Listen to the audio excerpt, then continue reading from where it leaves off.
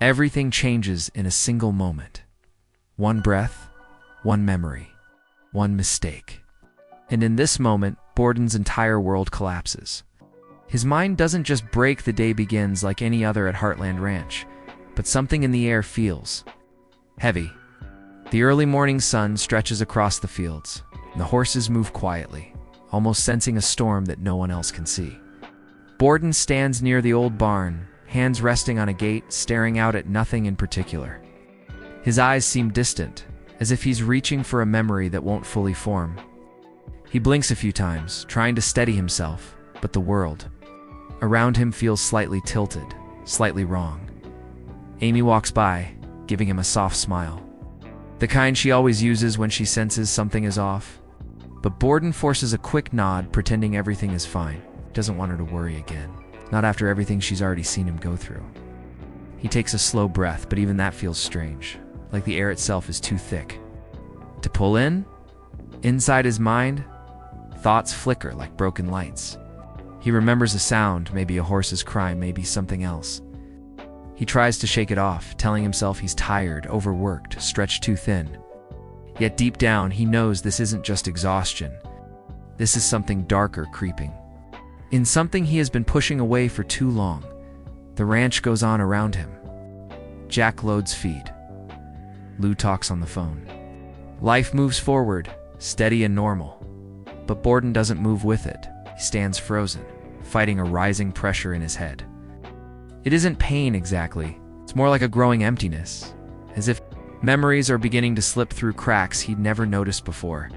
A horse neighs sharply behind him, startling him more than it should. The sound cuts through him, shaking something loose inside. For a split second, he forgets where he is. Forget the ranch, forget the day, forget himself. The moment passes quickly, but it leaves him breathless. He tells himself he's fine. Tells himself to focus. Right. But as he turns away from the gate, the world blurs at the edges. Colors fade, sounds stretch, and a feeling settles over him, a quiet warning. A whisper that something inside him is about to break wide open. This is the last calm moment before everything begins to crumble. It happens so fast that no one sees it coming. 1 second, Borden is walking toward the paddock, trying to steady his breathing. The next, the world around him begins to fracture like thin glass under pressure. It starts with a sound soft at first, almost gentle, the rhythmic tapping of a loose metal latch swinging in the breeze. Tap, tap, tap. But to Borden, it doesn't sound like a latch. It sounds like something from a memory he tried to bury long ago. A memory that has claws. His body stiffens. The ranch fades out around him, replaced by a strange whiteness that spreads across his vision. The sky, the fences, the horses, everything dissolves into a blank space that feels endless and terrifyingly calm. He reaches out blindly, but his hand touches nothing, as if the world has stepped away from him. His thoughts begin to scatter, drifting apart like pages torn from a book caught in the wind. Amy calls his name from a distance, her voice clear and warm, but to him, it feels far away, like someone calling from behind a thick wall. He wants to answer. He tries to move his lips, but the words won't form. His mind is no longer following his commands. It's slipping, resetting, wiping itself clean layer by layer. Then the flashbacks hit. It's not full memories, just pieces. A face he once trusted. A quiet barn. A horse trembling under harsh light. His own voice shouting something he can't remember. Each image strikes like lightning, then disappears before he can grasp it. His heartbeat turns uneven, rising and falling out of rhythm. The tapping sound grows louder. Tap, tap, tap. It drills into his skull until it feels like the only sound left in the world. He presses his hands against his head, trying to silence it. But the noise is coming from inside him now. It's echoing from the deepest part of his mind. And then the break. Everything shuts off. Not with chaos, but with a strange, peaceful emptiness. His memories stop fighting. His thoughts fall silent. It's past every wound, every fear, every name goes dark. His eyes stare ahead, hollow and unfocused. His mind isn't shattered, it's reset. Completely. Borden stands alone in the middle of the ranch, a familiar place he no longer recognizes. Even as Amy rushes toward him, worry written across her face, he doesn't know who she is. He doesn't know who he is. This is the moment the real story begins. Amy reaches Borden first, her boots kicking up dust as she skids to a stop in front of him. Her breath catches when she sees his eyes wide, blank, and lost, like someone staring through a window instead of through their own life. She says his name again, softer this time, hoping gentleness will bring him back. But her voice doesn't. Spark recognition. It's not even a flicker. Borden blinks slowly, as if waking up in a place he has never been. The ranch around him feels like a painting he's seeing for the first time, beautiful, detailed, but completely foreign. His eyes travel across the fence lines, the horses, the barn doors left half open. Nothing stirs in him. No memory rises. No connection forms. Amy steps closer, her hand reaching out. But Borden pulls back, not out of fear, but confusion, like a child, unsure of a stranger's touch. His heart beats steadily now, but with an emptiness that frightens her more than panic would. It's as if someone erased all the important parts of him and left only the shell standing. Jack arrives next, his usual calm, shaken by the sight before him. Calls Borden's name with a firm voice, the kind that usually grounds anyone within earshot. But Borden only tilts his head, studying the older man as though he's trying to place him in a world where nothing fits. Lou comes running, phone still in her hand, breathless and scared. Her voice rises, asking questions, already planning what doctor to call. But the noise overwhelms Borden. Every sound feels sharp, too loud, too real. He presses his hands against his ears, shaking his head slowly. Amy signals everyone to stop, to give him space. But even with the noise fading, Borden looks lost between two realities. One that once belonged to him, and one he's being forced to stand in now. Then something small happens. A horse at the far end of the paddock lets out a gentle whinny, the kind horses make when greeting someone they trust. Borden turns toward the sound. It's not because he remembers it, but because it pulls at something faint, something instinctive. Amy notices the shift, a tiny thread of connection. Fragile but real, she moves carefully, guiding him toward the horse with slow steps, each one measured. Borden follows, not knowing why, only knowing that something inside him responds to the sound, a soft echo of a life he can no longer access. But when he reaches the fence, his hand trembles. He doesn't touch the horse. He doesn't speak. He simply stares, as if waiting for the world to explain itself. For the first time since his mind reset, a hint of emotion crosses his face. Not memory, but a question. A silent plea. What happened to me? No one at Heartland has an answer yet. The ranch gathers quietly around Borden as the minutes stretch on, every second feeling heavier than the last. Amy stands closest, watching him with a mix of fear and determination. She has seen people break before. She has helped horses recover from trauma that seemed impossible to heal. But this feels different, because Borden is not injured. He is erased. Jack takes a small step forward, careful not to frighten him. His voice is steady, the same voice that has guided the ranch through every crisis. Borden, he says, gently, you're safe here. But safety is a word without meaning to someone who doesn't remember danger, or comfort, or home. Borden looks at Jack with empty curiosity, as if studying a stranger who somehow knows his name.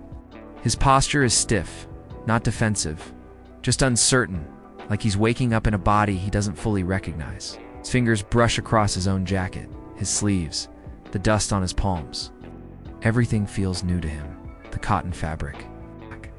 Ground beneath his boots, even the way the wind touches his hair seems unfamiliar.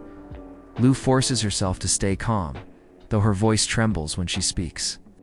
She starts asking simple questions: his age, the date, where he thinks he is. Question only deepens the confusion on his face. He tries to answer, tries to reach into the darkness of his mind for something, anything, but there's nothing there. The silence that follows is thick and painful, stretching out longer than any of them can bear. Amy steps in, kneels slightly. So she's eye level with him. She doesn't ask questions. She doesn't push. Instead, she holds out her hand. Not demanding, just offering. A quiet gesture that says, "You don't have to know me, I'll still stand with you." Borden stares at her hand for a long moment. The whole world sits between them as lost memories, her breaking heart, yet neither moves. Finally, his fingers raise just a little, almost touching hers. But before contact can happen, he pulls back again. The hesitation cuts deeper than rejection. It tells her he doesn't know how to trust something he can't remember. A wind sweeps across the ranch, carrying the familiar smell of hay and warm earth. To everyone else, it's home. To Borden, it's a foreign scent that offers no comfort. His gaze drifts across the wide open space, and Amy realizes something heartbreaking. He's not scared of them. He's scared of being lost inside his own mind. Silence settles around them, heavy, uncertain, fragile. No one knows what the next hour will bring. No one knows if the Borden they knew still exists somewhere inside, and for the first time, Amy feels the cold. The sun has climbed higher now, casting long, warm lines across the ranch, but the warmth doesn't reach Borden. He sits on the edge of a wooden bench near the barn, shoulders rounded, eyes fixed on the dirt beneath his boots. Amy stays a few steps away, giving him room while still keeping him close. The others have scattered, each searching for answers in their own way. But no one has answers, not today. Jack returns with a thermos of warm tea, the kind he makes whenever the world feels too heavy. He hands it to Borden with a quiet nod. Borden accepts it, turning the cup in his hands as if studying an unfamiliar object. The steam rises in gentle curls, but even the smell doesn't unlock anything inside him. Brings it close to his lips, hesitates, then pulls back again. Not because he doesn't want it, but because he doesn't know if it belongs.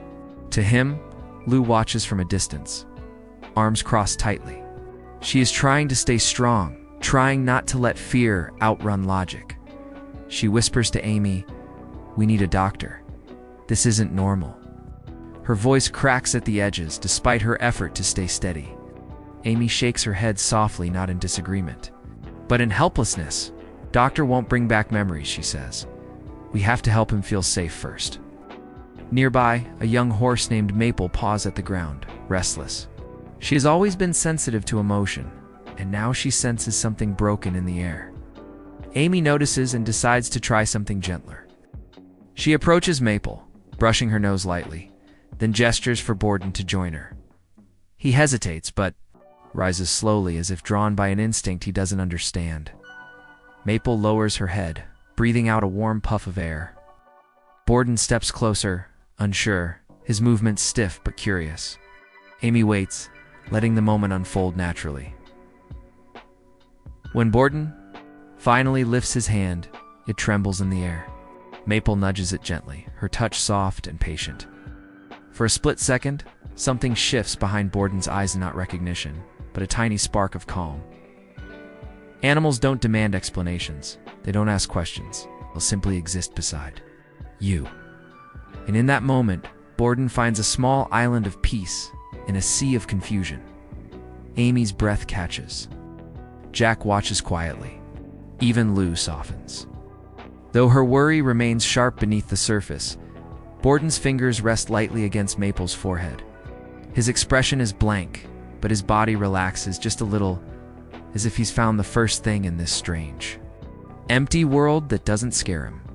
But then, as quickly as the calm arrives, it cracks. Maple shifts her weight, and the sudden movement sends a flash of panic through him. Borden pulls back, breathing hard, his hand shaking again.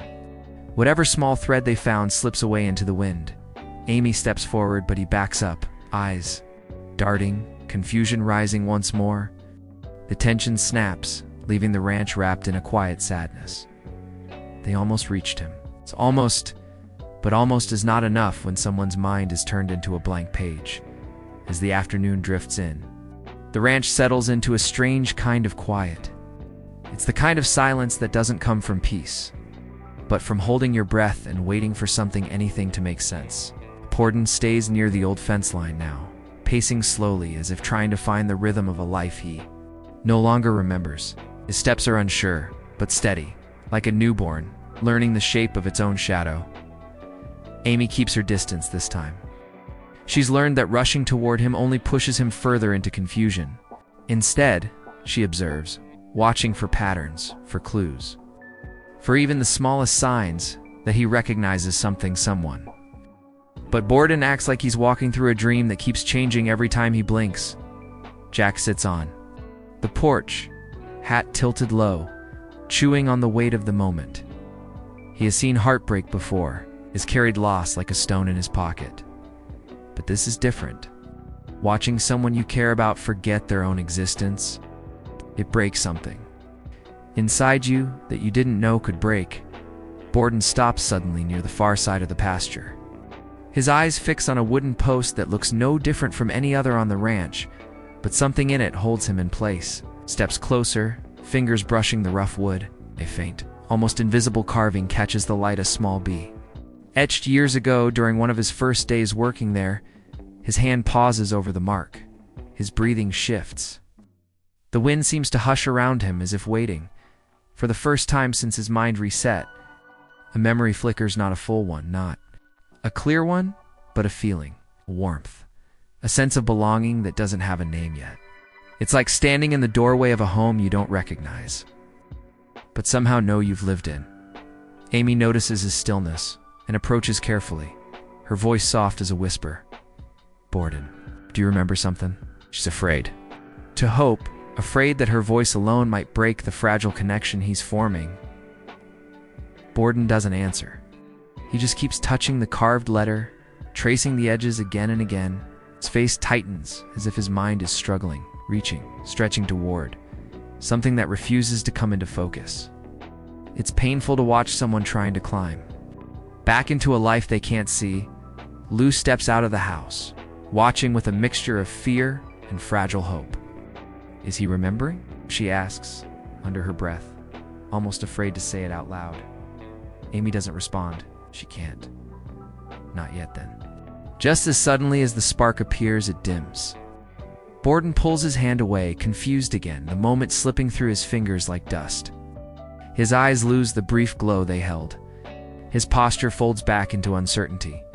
Whatever memory tried to return, it wasn't strong enough to stay. Amy feels her heart drop, but she forces herself not to show it.